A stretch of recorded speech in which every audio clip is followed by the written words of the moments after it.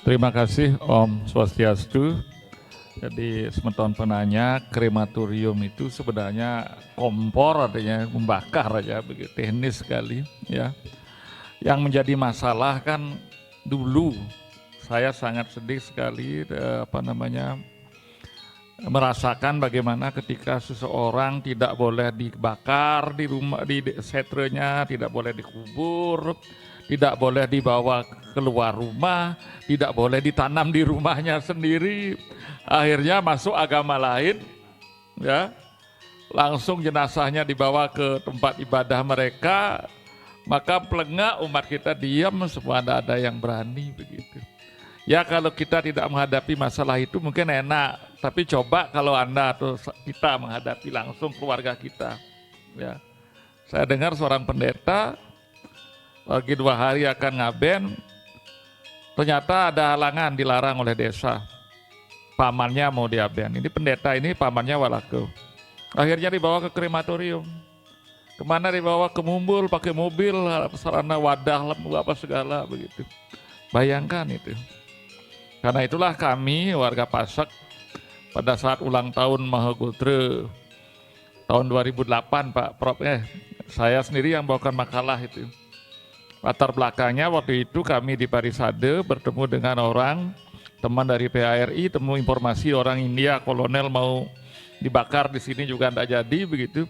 Pas kami rapat adalah seminar tentang krematorium dan ternyata hampir didukung oleh semua peserta yang hadir, termasuk Sabu Pandita yang hadir, semua mendukung.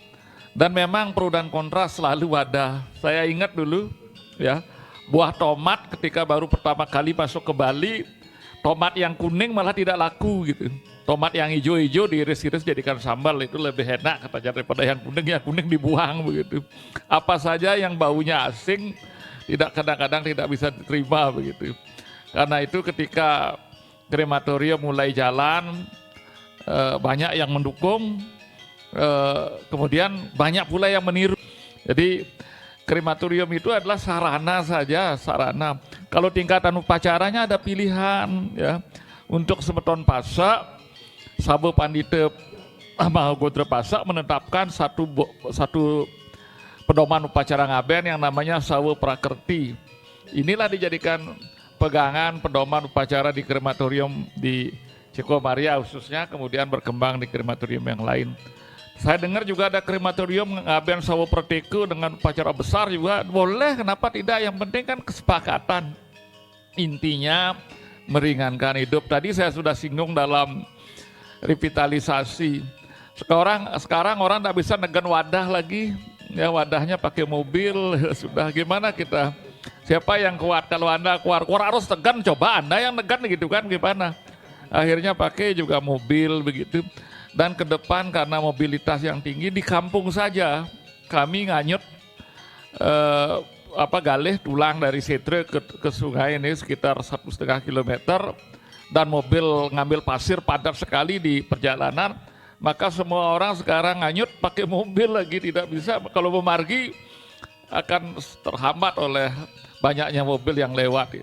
Ini satu pertimbangan yang kemarin kita lihat, intinya tetap jalan, intinya tetap tidak berubah, tapi pelaksanaannya berubah. Jadi Melasti sekarang, bayangkan kalau dari Sangeh Melasti ke Sanur misalnya, ya, atau dari Manang Melasti ke Kute begitu.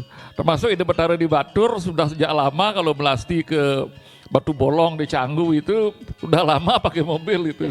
Karena kalau dari Batur ke Batu Bolong jalan kaki ya coba bisa dibayangkan itu.